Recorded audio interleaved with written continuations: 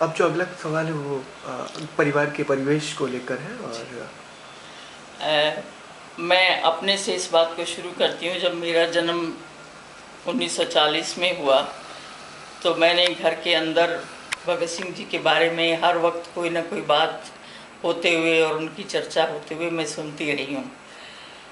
मेरी दादी श्रीमती विद्यावती और भगत सिंह जी की दो चाचियाँ, जो एक विधवा हो चुकी थी, उनके पति जेल में शहीद हो गए थे, और दूसरी चाची जिनके पति देश से बाहर चले गए थे देश को आज़ाद कराने के लिए, जिन्होंने सरदार अजीत सिंह, जिन्होंने पंजाब के अंदर पगड़ी संभाल जट्टा की लहर को चलाया था, बहुत प्रसिद्ध क्रांतिकारियों में से एक थे वो विदेश में चले गए थे।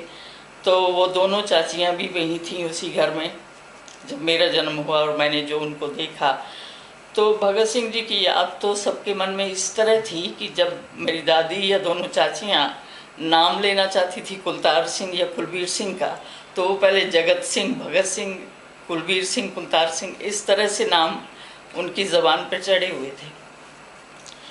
फिर मैंने जो मेरी थोड़ी सी यादें हैं मेरी गांव के बारे में, वो ये है कि पार्टीशन से पहले भगत सिंह जी का शहीदी दिवस इस तरह से नहीं मनाया जाता था जैसे अब हम आज़ादी के बाद मनाते हैं, लेकिन हर साल 23 मार्च के अवसर पर पाठ रखा जाता था गुरु ग्रंथ साहब का। तो एक बहुत बड़ा जलसा होता था, लोग दूर दूर से आते थे और गांव में सभी क्रांतिकारियों के चित्रों को लेकर के एक जुलूस भी निकलता था।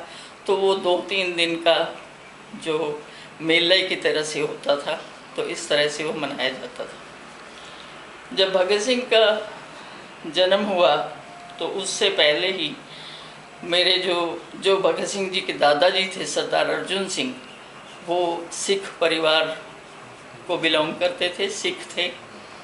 लेकिन उन्होंने जब स्वामी दयानंद पंजाब में गए तो उन्होंने उनके भाषण को सुन के वो इतना प्रभावित हुए कि उन्होंने आर्य समाज को स्वीकार कर लिया था। और हमारे घर के अंदर हर रोज़ सुबह हवन होता था, संस्कृत के श्लोक पढ़े जाते थे।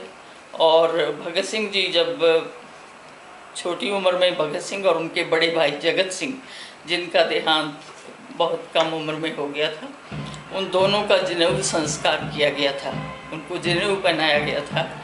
तो इसलिए जो आपने प्रश्न किया था कि कोई कहता है भगत सिंह आर्य समाजी थे और कोई कहता है वो नास्तिक थे, वो नास्तिक भी थे और वो आर्य समाजी भी थे। तो आर्य समाज का प्रभाव उन पर उनके दादा सरदार अर्जुन सिंह के द्वारा दिए गए संस्कारों से पड़ा, और पढ़ने का भी शौक़ उनको अपने दादाजी से ही मिला, क्योंकि शुरू से ही दादाजी के देख रेख में उनकी शिक्षा आरंभ हुई और बचपन से ही उनको संस्कृत, हिंदी, उर्दू, अरबी ये सारी ज़बानें सिखाई गईं। और जितने भी तब तक भारत के अंदर स्वतंत्रता के लिए जो आंदोलन हुए तो उनके सब अखबार वगैरह, जो भी पैम्फलेट्स वगैरह छपे होते थे, वो हमारे घर में थे। जो भगत सिंह जी ने 10-11 साल की उम्र तक पहुँचते पहुँचते सब कुछ पढ़ लिया था।